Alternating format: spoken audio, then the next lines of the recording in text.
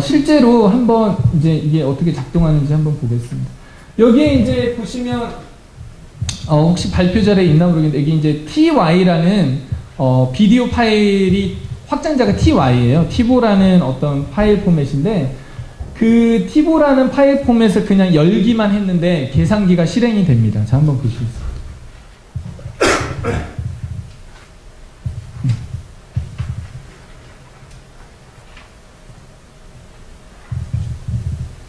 자, 왼쪽에 있는 파일이 공격이 가능하도록 해커가 만들어 놓은 아주 그냥 이렇게 열리는 동영상 파일이에요. 심지어는 자,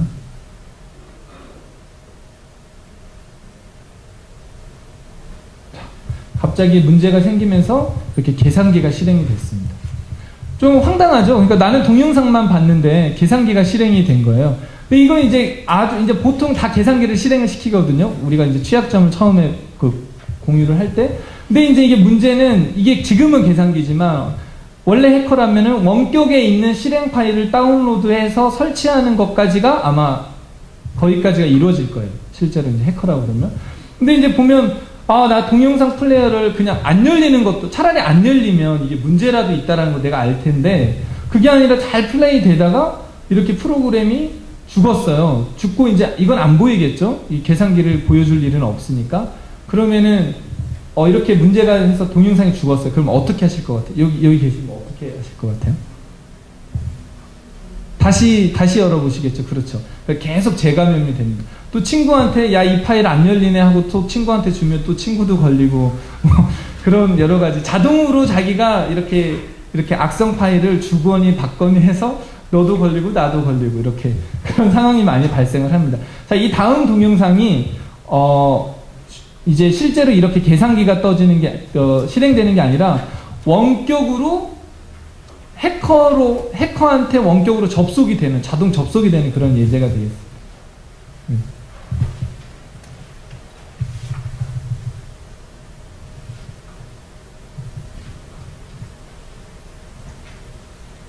자, 간단하게 설명을 해드리면요. 이게 이제 약간 기술적으로 리버스 쉘이라고 그러는데 내가 로컬에 어떤 쉘 프롬프트를 열어놓으면 원격에서 실행된 이 파일이 열리면 그 PC에서 자동으로 제 쪽으로 연결이 되는 겁니다. 연결이 되면서 어떤 창이 뜨냐, 도스 커맨드 라인이 뜨는데 거기서 이루어지는 모든 작업은 실제로 그 문제가 발생한 PC에서 작업이 되는 그런 결과입니다. 그러니까 이거는 굉장히 좋게도 감염된 사람들이 다 이쪽으로 연결을 시도하는 거거든요. 그러니까 나는 가만히만 있어도 누군가가 거기에 잘못된 파일을 실행을 하면 당연히 그 PC는 바로 잭게 되는 그런 상황이 되겠습니다. 이렇게 검정색으로 보이는 화면이 내가 그 원격으로 쉘을 받기 위해서 서버를 하나 띄우는 거예요. 자기 PC에다가 서버를 하나를 띄워놓고 그 포트를 3333이라고 포트를 하나 띄워놓고 그 다음에 반대로 아까 이제 계산기였고 이번에는 이제 오른쪽에 있는 리버스 쉘을 실행시키는 어떤 그 코드가 들어있는 동영상을 플레이를 해봅니다.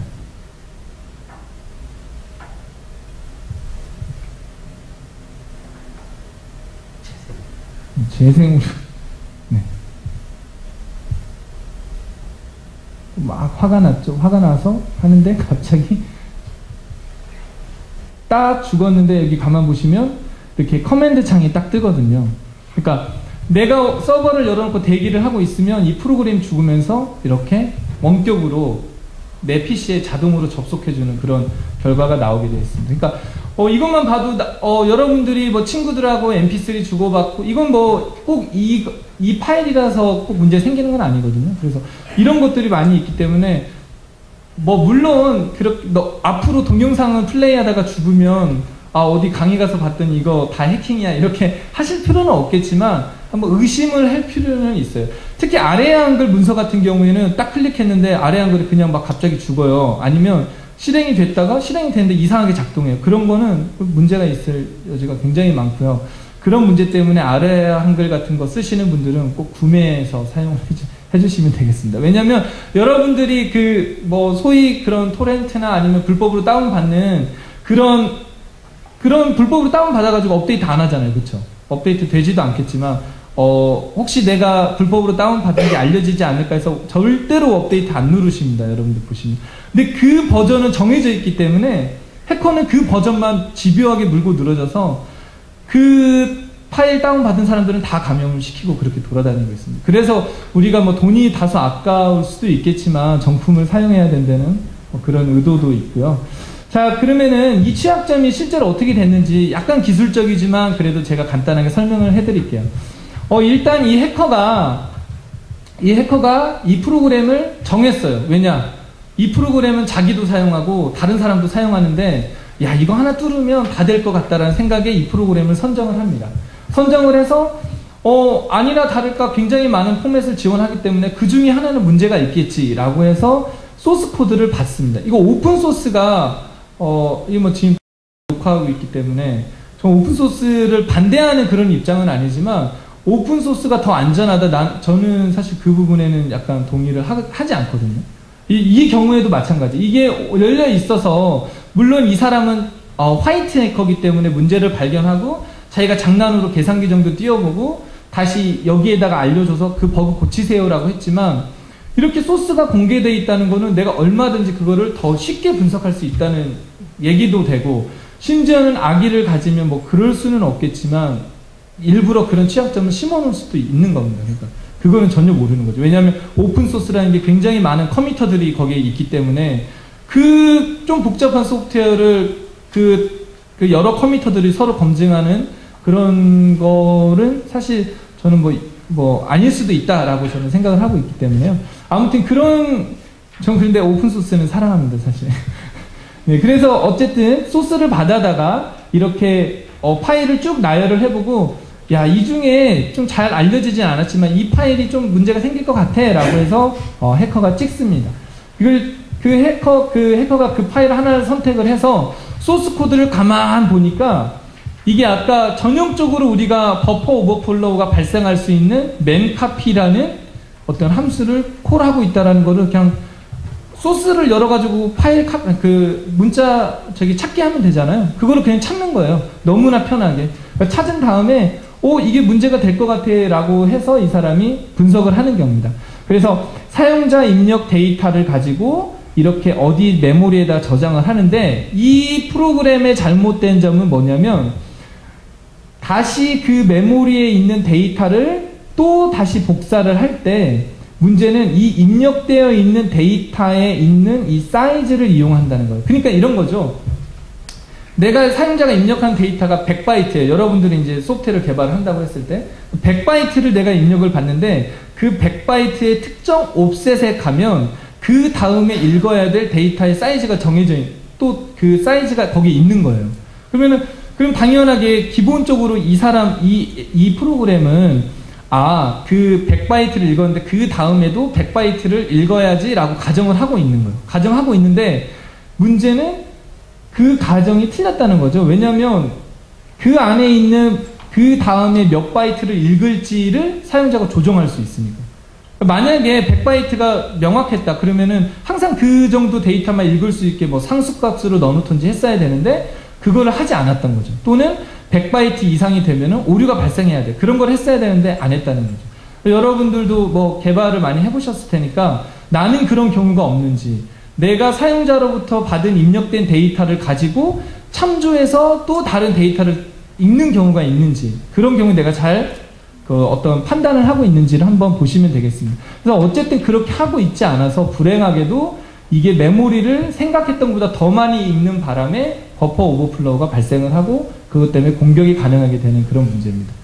그래서 아까 그 동영상 나다가 충돌했잖아요. 충돌한 게 이 해커가 그 동영상 전체를 가지고 바꾼 게 아니라 그 일부만 중간에 있는 데이터를 일부를 바꾸는 거예요. 그러면은 아까 그 VLC라는 프로그램이 계속해서 이런 식으로 데이터를 읽다가 그 중간에서 이 사이즈가 엉뚱하게 생각보다 커가지고 이렇게 더 많이 읽은 거죠. 더 많이 읽는 바람에 문제가 발생하는 그런 경우가 되겠습니다.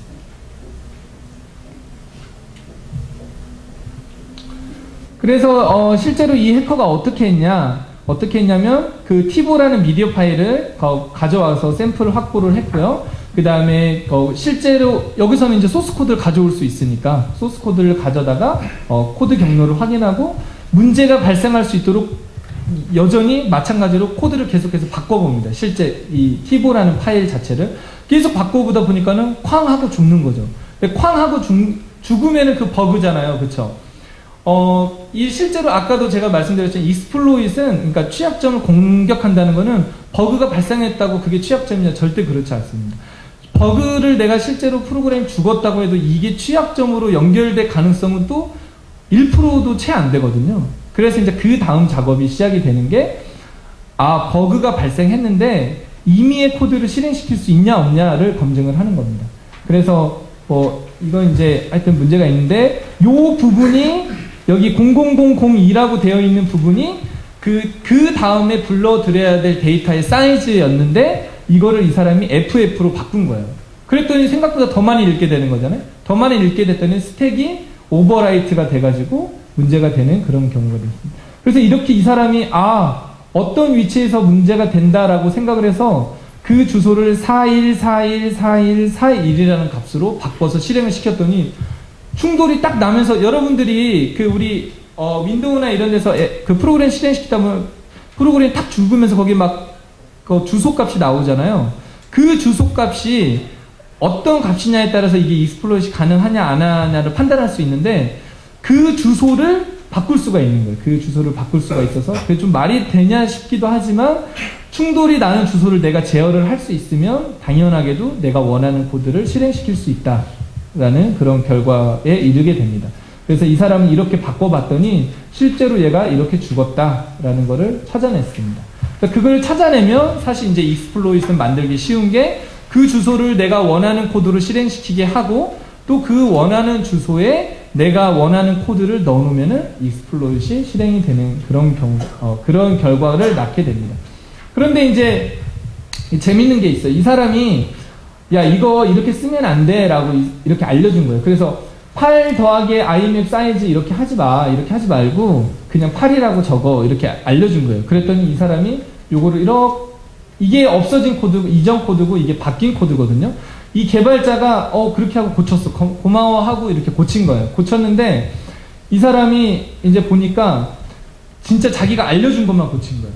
이게 실은 밑에도 버그가 있었는데 밑에도 취약점이 동일하게 있었는데 이거 알려줬더니 이거 한 줄 이렇게 딸랑 고쳐가지고 나 다 고쳤다 이렇게 해가지고 실제 버전업을 한 겁니다. 근데 이 사람이 보다부터 이제 답답하니까 아니 그게 아니라 이거를 이런 식으로 고쳐야 돼 라고 한 거예요. 이게 이제 어떤 거냐면 제가 아까 이제 이 IMAP 사이즈라는 게 특정 값보다 더 크면은 문제가 발생한다고 그랬잖아요. 그쵸? 그럼 당연히 어떻게 했겠어요? 밑에서 IMAP 사이즈가 특정 값보다 크면은 실행 안 되게끔 했을 거 아니에요. 그쵸?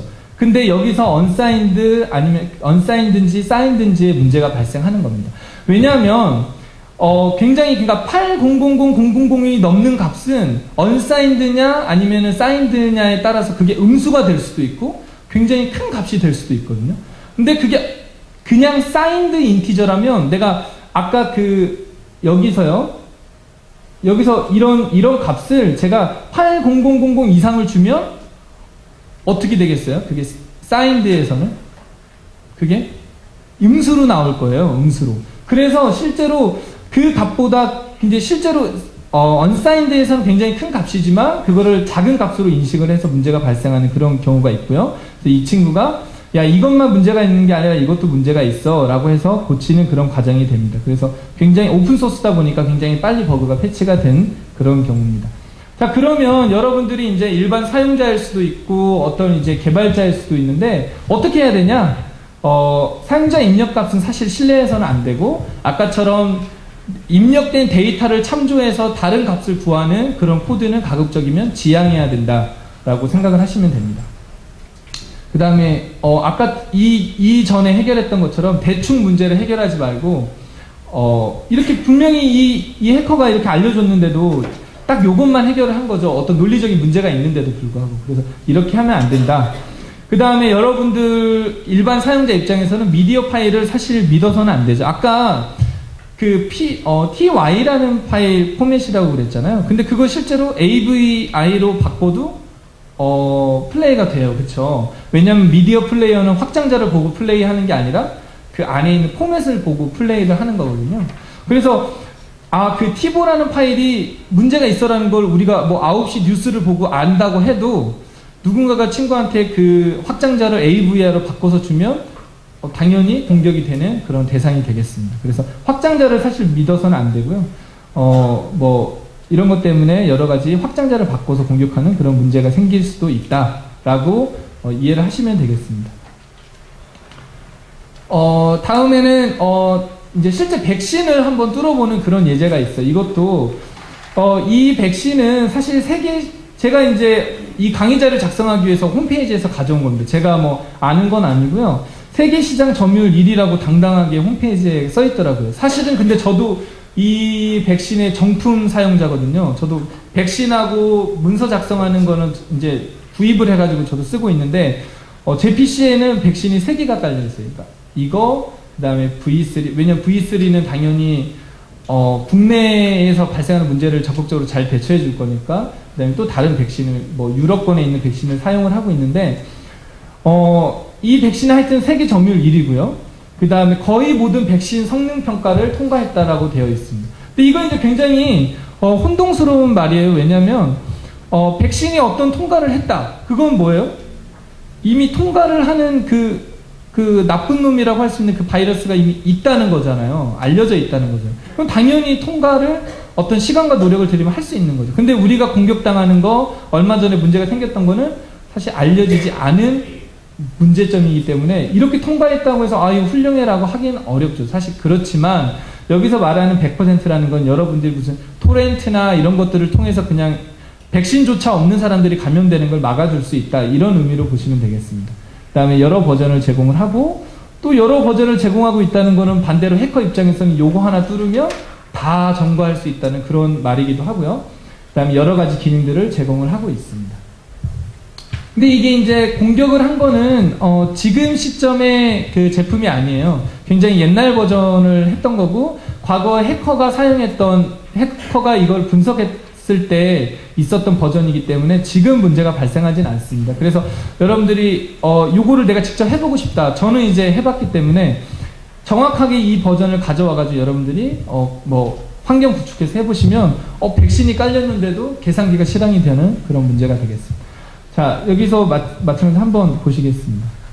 여기 이제 지금 백신이 깔려 있는 상태거든요. 백신이 깔려 있는데 그런데도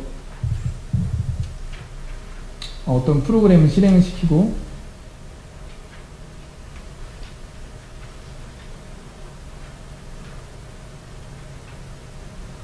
네. 자, 이게 이제 어떤 거냐면 방금 전에 이제 프로그램을 실행시켰을 때 결과가 어떤 거였냐면 우리가 우리 PC 로그인 할 때 보시면 관리자들 이제 보통 집에서 쓰는 PC는 다 관리자로 해놓고 쓰시겠지만 막 공용으로 쓰는 PC들이 있잖아요. 뭐 PC방이라든지 이런 데 가면은 막 굉장히 제약되어 있잖아요. 뭐 시스템 정보도 못 열고 뭐 좀 탐색기 띄우려고 그러면 PC방 주인한테 가보라고 그러고 막 이런 거 있잖아요. 근데 그런 경우에 이런 프로그램을 딱 실행을 시키면 내가 PC방 주인이 되는 그런 결과가 생깁니다. 그래서 PC방 주인 상관없이 물론 이제 PC방에서 쓰시면 안 되겠지만 하여튼 그런 문제가 생기고 예전에는 윈도우 XP 같은 경우는 이런 툴이 전혀 없어도 그냥 무적을 만들어주는 그런 막 명령어들이 되게 많았어요. 그게 되게 당위성을 갖고 있는 그런 명령어였는데 악용될 소지가 많이 있었죠. 어쨌든 이 사용자는 게스트로 로그인을 했는데도 불구하고 여기 보시면 시스템 권한을 갖고 있게 되는 그런 결과가 나왔습니다. 굉장히 무시무시한 거죠. 이 부분은 이제 기술적이라서 제가 좀 더 넘어갈게요. 그래서 이 아바스트라는 어떤 백신을 깔았는데 그 백신이 아까처럼 시스템 권한을 획득할 수 있는 이유는 그 백신이 우리 흔히 말하는 드라이버 있잖아요. 윈도우 드라이버를 총 4개를 설치를 합니다. 근데 드라이버는 커널 단에서 작동하는 거기 때문에 드라이버에 어떤 문제가 생기면 내가 그 커널을 제어할 수 있는 그런 문제점이 되는 거죠. 근데 이 백신 회사가 잘못한 거는 불행하게도 그 드라이버를 어떻게 제어할 수 있는 기능이 모든 사람에게 다 열려 있었다는 그런 문제가 있습니다. 그래서 드라이버는 드라이버를 활용하는 건 110만 활용하고 어떤 관리자급 이상의 권한이 필요했음에도 불구하고 그렇지가 않았다는 거죠. 그래서 이 사람이 게스트로 로그인을 해서 마음대로 그 드라이버를 사용을 하게 됩니다. 그래서 이걸 이렇게 분석을 해보면 마찬가지로 역공학을 통해서 드라이버를 분석을 했더니 어떤 결과가 나왔냐면 이렇게 시스템이 죽는, 우리 블루 스크린이 많이 나오잖아요. 뭐 죽음의 블루 스크린 이러는데 그 블루 스크린은 다 대부분이 커널단에서 문제가 생기는 거고 흔하게는 어떤 서드 파티가 제공한 드라이버에서 문제가 많이 많이 문제가 됩니다. 근데 여기서 아까 그 첫 번째에서 보셨던 것처럼 41414141이라는 어떤 코드를 내가 심었는데 블루 스크린에서 그 코드를 실행하다 죽었다고 딱 나옵니다. 이 말은 뭐냐면 마찬가지로 저 주소에 내가 원하는 코드를 딱 넣으면 죽지 않고 정상적으로 드라이버가 종료가 되고 나는 원하는 제품을 원하는 기능을 실행시킬 수 있는 그런 결과가 됩니다. 근데 이제 여기는 아무래도 백신 회사다 보니까 굉장히 빨리 대응을 했어요. 패치를 한 다음에. 그래서 뭐 이렇게 이제 이 해커가 다 취약점을 본 다음에 실제로 버전을 출시하는 이런 결과가 되어 있습니다. 그래서 여러분들이 제가 예전에 여기 뭐 V3 계셨던 분도 있는 것 같은데, 안랩에 계셨던 분도 있는 것 같은데, 긴급 패치를 하는 경우가 있어요, 보면. 근데 긴급 패치가 막 긴급 패치 하는 것 같잖아요. 근데 그 긴급 패치 한 번 할 때마다 제가 2001년도에 다닐 때 한 번 패치하면 500만원 정도 제가 드는 걸로 알고 있거든요. 왜냐면 그 패치되는 그 데이터를 다 다운받아야 되잖아요. 그게 KT IDC에 있었던 걸로 아는데 문제가 생겨서 긴급 패치를 하면 500만원씩 나가는 거예요, 회사에서. 그런데도 이제 정기 업데이트라고 우리가 하는 것들도 있잖아요. 그게 뭐 매주 수요일 새벽에 일어나는데 정기 업데이트가 아니라 그 중간에 긴급 업데이트를 한다는 거는 그만큼 문제가 심각하다는 거예요. 왜냐하면 회사 입장에서도 안 할 수가 없으니까. 근데 이제 뭐 예전에 보면 무슨 림다 바이러스 이런 거 혹시 뭐 아실지 모르겠지만 림다 바이러스 뭐 악명을 끼쳤던 그런 것들은 이게 이제 이 나쁜 놈들이 계속 변종을 계속해서 유포를 시켜가지고 그 백신 회사가 하루에도 몇 번을 패치를 시켜야 되는 거예요. 그러면은 한 번 패치 시켰더니 500만원 나가고 또 패치했더니 또 500 나가고 막 계속 그렇게 돈을 쓰게 되는 거예요. 그래서 제가 그때 이제 어린 마음에 생각했던 게, 야, 이거 백신 회사 하나 죽이고 싶으면 이런 거 만들어서 긴급 얘기하면 돈 다 쓰다가 죽을 수도 있겠다, 이런 생각도 잠깐 해봤습니다. 아무튼 그렇기 때문에 그 정도로 이런 백신이나 어떤 제품이 긴급하게 업데이트를 한다. 또 윈도우도 마찬가지예요. 윈도우도 하시다 보면 뭐 반드시 재부팅을 해야 된다 막 이렇게 뜨잖아요. 그런 거는 안 하면은 여러분은 남의 것이 될 수도 있어요, 이렇게 말을 돌려서 하는 거기 때문에 꼭 그런 거는 하실 필요가 있겠습니다. 자, 그래서 백신이었는데도 불구하고 내가 백신을 설치를 했는데도 불구하고 이런 문제들이 쉽게 발생할 수 있다라는 거를 한번 보실 수 있었습니다. 그래서 백신 뭐 여러분들이 개발자라면 당연하게도 입력값을, 이게 이제 반복되는 건데 입력값을 해야 되는 거, 검증해야 되는 거고요. 그다음에 혹시나 디바이스 드라이버를 개발하시는 분이라면 뭐 권한 설정을 아마도 대부분은 다 하실 텐데 그런 것들도 유의를 해야 된다. 그 다음에 여러분이 사용자라면 백신 소프트는 항상 최신으로 업데이트. 이 백신 소프트는 다 설치하신 거죠, 그렇죠? 네. 네. 하나쯤은 다 설치를 해주시면 좋을 것 같아요. 네, 그런 문제가 있고, 이거 이제 마지막으로 여러분들이 아주 잘 사용하는 아이폰인데 아이폰에 굉장히 취약점이 많아가지고 문제가 지속적으로 되고 있는 걸로 알고 있고 해커들이 굉장히 많이 활용하고 있는 걸로 알고 있습니다. 그래서 이게 이제 죽음의 벨소리라는 게 뭐냐면 벨소리가 띵 울리면서 그냥 죽는데 그때 취약점이 발생하는 겁니다. 아이폰은 지금 최신 버전이 6.1. 아마 3인가가 그 업데이트 된 걸로 아는데 그게 업데이트 되자마자 우리가 이제 탈옥이라고 하죠. 탈옥되는 게 그 다음날 나올 정도로 여전히 아이폰 애플사조차도 이런 문제가 되는 것들을 잘 해결하고 있지 못하다라는 걸 반증하고 있다고 보시면 되겠습니다. 굉장히 많은 기능들을 제공을 하는데 이 해커의 접근 방법은 기본적으로 이래요. 그러니까 다양하게 복잡한 파일을 분석하는 거에는 분명 문제가 있다라는 그런 자기만의 어떤 그런 노하우가 있습니다. 그러니까 처음에 아까 VCL이라는 그 프로그램도 다양하게 폼에서 분석하니까 문제가 생겼잖아요. 이것도 마찬가지. 아이폰이 음악을 틀어주잖아요. 근데 그 음악을 틀어주는데 그 벨소리도 여러 가지 포맷이 있다고 하면 거기 문제가 발생할 가능성이 있다라고 가정하고 여기에 도전을 하게 됩니다.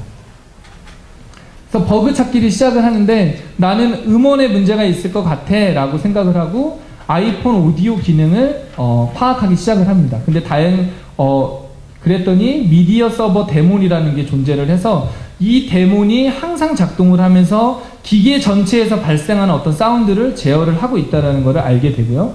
여기서 이제 퍼저를 사용을 하게 됩니다. 왜냐하면 이 데몬에 들어가는 오디오 파일을 이제 소스 코드가 없으니까 아까 그 VCL은 소스 코드라도 있었잖아요. 근데 여기는 소스 코드가 없으니까 그거를 막 디버깅해서 찾아내기 너무 어려우니까 그러지 말고 오디오 파일을 내가 퍼저로 만들 거야 해서 약간 복잡한 퍼저를 만들어서 그것들을 자동으로 이렇게 합니다. 아이폰이 마치 서버가 돼가지고 거기에 내가 퍼징한 파일을 전송을 하고 죽으면 그거를 기록하고 또 다음 파일을 보내서 또 죽으면 기록하고 이런 방법을 채택을 합니다. 그래서 문제가 발생을 하는데 아까 설명을 드렸지만 버그가 발생한다고 해서 그게 다 취약점으로 연결되는 건 아니기 때문에 그 중에서 취약점이 될 만한 요소를 찾습니다. 근데 여기 보시겠지만 아이폰이 여러분들 아이폰이 죽는 경우 거의 못 보시잖아요. 그쵸? 실제 아이폰이 부득이하게 제가 지금 다운되겠습니다 이런 메시지 거의 안 뿌리는데 여기서는 음원 파일을 그냥 로드한 것만으로도 이렇게 프로그램이 죽으면서 시스템이 다운이 됩니다. 그래서 찾아보았더니 이렇게 미디어를 플레이하는 이 데몬 자체에 어떤 문제가 있어서 그것들을 추적을 하게 되고요. 네, 추적을 하게 되고 마찬가지로 이런 코드를 내가 실행을 했더니 아이고 아니나 다를까 내가 넣은 코드를 실행하는 이런 결과에 이르게 됩니다. 그래서 이 코드는 이제 이 아이폰을 이제 내가 제어를 할 수 있겠구나 라고 해서 취약점을 작성을 하게 되는데 제가 아까 설명을 해드렸던 그런 아까 이 내용 이 저자가 실제 집필한 이 내용에는 취약점을 만드는 코드는 안타깝게도 없어요. 왜냐면 이 친구가 이제 독일에 살고 있는데 자기 법적인 이유 때문에 취약점은 실제 공격이 되는 코드잖아요.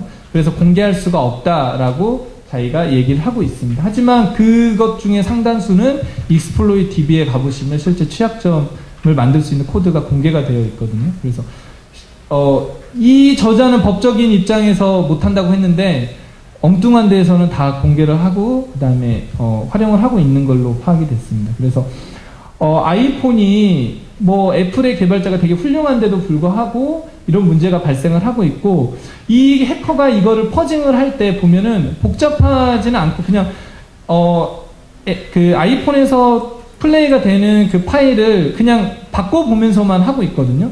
그런데도 이런 문제가 발생했다는 거는 애플이 내부에서 실제 퍼징을 이용한 테스팅을 하고 있지 않다라고 이 저자는 판단을 하고 있습니다. 이 해커는. 그래서 그런 퍼징 테스트 정도는 좀 해줘야 되지 않나. 그러면은 여러분도 혹시나 미디어 파일이나 아니면 다양한 파일들을 분석하는 그런 제품을 만드실 수도 있어요. 근데 만드실 때 이런 퍼징 테스트는 안 하실 거예요. 왜냐하면 실제로 여러분들 한번 해보시면 정말 말도 안 되는 곳에서 문제가 생기는데 딱 소스 코드를 딱 까보면 이거는 원래 문제가 생길 수밖에 없는 코드라고 자기가 본인이 판단을 해버리거든요. 그래서 야 이렇게는 안 들어올 거야 라고 보통을 많이 생각을 하십니다. 근데 그런 부분에서 문제가 생길 수 있기 때문에 내가 가정하지 않은 어떤 파일 포맷이라도 그냥 어떤 시간이 나실 때 아니면 차를 한 잔 마시러 가실 때 그냥 막 말도 안 되는 파일 포맷을 만들어 놓고 한번 테스트를 한번 돌려보시면 프로그램이 죽는 경우가 분명히 발생을 합니다. 그래서 그런 식으로 퍼징을 스스로 지킨다는 입장에서 하시면 되고요. 근데 이게 애플은 사실 좀 이 해커가 봤을 때 좀 약간 황당한 면이 있었어요. 왜냐하면 이 애플에 야 이거 문제가 있어 라고 이 통보를 2009년 10월에 통보를 했는데 실제 패치가 된 거는 2010년 2월에 된대. 2009년 10월에 한 거를. 그러니까 무려 넉 달 동안이나 이 버그가 이 심각한 취약점이 있었음에도 불구하고 애플이 대응을 하지 않은 거죠. 근데 이 해커의 어떤 전원에 의하면 이런 것들이 너무 많은데 애플이 그 즉각적으로 대처를 하지 않고 있다. 라고 얘기를 하고 있습니다. 실제로 이 기간만 봐도 그렇고요. 그래서 우리가 뭐 애플은 뭐 구글 안드로이드 폰은 막 취약하고 애플은 아니라고 생각하지만 절대 그 어떤 실력 있는 해커 입장에서 보면 절대 그렇지 않다라는 거를 좀 이해를 하실 필요가 있겠고요. 물론 이제 이거는 버전이 3장대이기 때문에 아주 옛날인데 뭐 지금 버전은 약간 좀 달라졌지만 여전히 취약점이 있는 거고요. 그 다음에 어떤 퍼징은 좀 지루한 작업이긴 해도 한번 해볼만 하다라는 거고, 그 다음에 아이폰에서도 보안이 완벽하지 않다라는 거를 인식을 하는 그런 계기가 됐으면 좋겠고요. 여러분들이 원하시면 직접 이 퍼징을 만드는 이 프로그램이 웹에 공개가 되어 있어요. 이 저장 홈페이지에 가면. 그래서 그걸 이용하셔가지고 직접 퍼징을 한번 해보시면 야, 이게 이렇게 죽을 수도 있구나 라고 생각을 하시면 됩니다. 그 다음에 제가 이제 강의 시간의 어떤 제약 때문에 내용을 설명을 드리지는 못하지만 재밌는 익스플로이트 동영상이 있어가지고 마저 보여드리도록 하겠습니다. 이거는 이제 FFmpeg이라는 혹시 라이브러리 아시죠? 그게 이제 동영상을 이제 그 인코딩, 디코딩 하는 라이브러리인데 그 프로그램의 그 라이브러리에도 버그가 이렇게 있습니다. 그래서 실제로 해보면 FFmpeg에 의해서 어떤 디코딩이 되는 .4xm이라는 파일 포맷이 있는데 아까 말했듯이 포맷은 중요하지 않아요. 확장자는. 그래서 이 사람이 이거를 확장자를 바꿉니다. 바꾸고 나서 그거를 실행을 딱 시키면 파일이 열리다가